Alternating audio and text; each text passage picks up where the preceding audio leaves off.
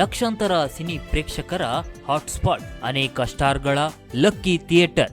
1970ರಲ್ಲಿ ಅಣ್ಣವರಿಂದ ಉದ್ಘಾಟನೆಗೊಂಡ ಚಿತ್ರಮಂದಿರ, ನೂರಾರು ಮಂದಿ ಕನಸು ಹೊತ್ತ ಸ್ಥಳ, ಕೆಲವರಿಗೆ ಜೀವನ ಕೊಟ್ಟ ಜಾಗ.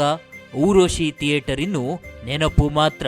ಹಾಗಾದ್ರೆ ಊರ್ವಶಿ ಥಿಯೇಟರ್ನ ನೆಲಸಮ ಮಾಡ್ತಿರೋದ್ಯಾಕೆ? ಚಿತ್ರಮಂದಿರದ ಇತಿಹಾಸ ಏನು ಅನ್ನೋದನ್ನ ಪಿನ್ ಟು ಪಿನ್ ಆಗಿ ಹೇಳ್ತೀವಿ.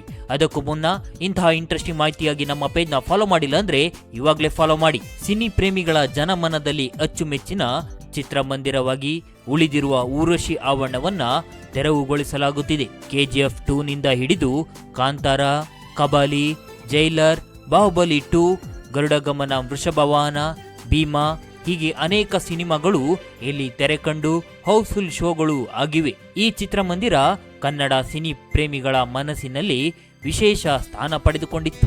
ಐಕಾನಿಕ್ ಥಿಯೇಟರ್ ಊರ್ವಶಿಗೆ ಡೆಮಾಲಿಷನ್ ಆರ್ಡರ್ ಬಂದಿದ್ದು, ಲಾಲ್ಬಾಗ್ ಮುಖ್ಯ ರಸ್ತೆಯಲ್ಲಿದ್ದ ಚಿತ್ರಮಂದಿರ ಇನ್ನು ನೆನಪು ಮಾತ್ರವಾಗಿ ಉಳಿಯಲಿದೆ. ಲ್ಯಾಂಡ್ ಲಾರ್ಡ್ ಜೊತೆ ಪೊಲೀಸರು ಮಾತುಕತೆ ನಡೆದಿದ್ದು, ಊರ್ವಶಿ ಥಿಯೇಟರ್ ಭವಿಷ್ಯ ಅಂತ್ಯವಾಗಲಿದೆ.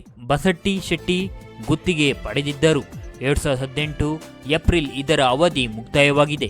ಹೀಗಾಗಿ ಟಾಕ್ಸಿಕ್ ರಿಲೀಸ್ಗೂ ಮುನ್ನವೇ ಊರ್ವಶಿ ಥಿಯೇಟರ್ ಕಣ್ಮರೆಯಾಗುತ್ತಿದೆ. ಚಿತ್ರಮಂದಿರ ನೆಲಸಮ ಆಗದಿದ್ದರೆ ಟಾಕ್ಸಿಕ್ ರಿಲೀಸ್ ಆಗುವ ಸಾಧ್ಯತೆ ಇತ್ತು.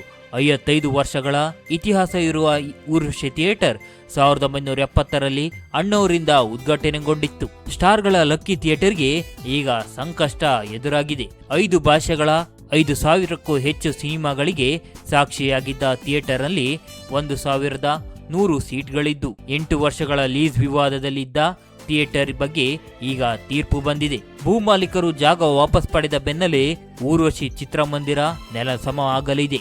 ಭಾರತದ ಕೇವಲ 2 ಥಿಯೇಟರ್ಗಳಲ್ಲಿರುವ ವಿಶೇಷ ಸೌಂಡ್ ಟೆಕ್ನಾಲಜಿ ಹೊಂದಿರುವ ಊರ್ವಶಿ ಇನ್ನು ನೆನಪು ಮಾತ್ರ ಆಗಿ ಉಳಿಯಲಿದೆ. ಶಿವರಾಜ್ ಕುಮಾರ್ ಅಭಿನಯದ AK-47 ಸಿನಿಮಾ 100 ದಿನಗಳ ಪ್ರದರ್ಶನ ಕಂಡಿತ್ತು ಎನ್ನುವುದು ವಿಶೇಷ. ನಿಮ್ಮ ಅಚ್ಚುಮೆಚ್ಚಿನ ಚಿತ್ರಮಂದಿರ ಯಾವುದು? ಊರ್ವಶಿ ಚಿತ್ರಮಂದಿರ ನೆಲಸಮ ಮಾಡುತ್ತಿರುವ ಬಗ್ಗೆ ಕಾಮೆಂಟ್ ಮಾಡಿ. ಹಾಗೆ ಥಿಯೇಟರ್ಗಳಲ್ಲಿ ಅತಿ ಹೆಚ್ಚು ಚಿತ್ರವನ್ನ ವೀಕ್ಷಿಸುವ ನಿಮ್ಮ ಫ್ರೆಂಡ್ಗೆ ಈ ವಿಡಿಯೋನ ಶೇರ್ ಮಾಡಿ. ಜೊತೆಗೆ ಇಂತಹ ಇಂಟ್ರೆಸ್ಟಿಂಗ್ ಮಾಹಿತಿಗಾಗಿ ನಮ್ಮ ಪೇಜ್ನ ಫಾಲೋ ಮಾಡೋದು ಮಾತ್ರ ಮರೆಯಬೇಡಿ.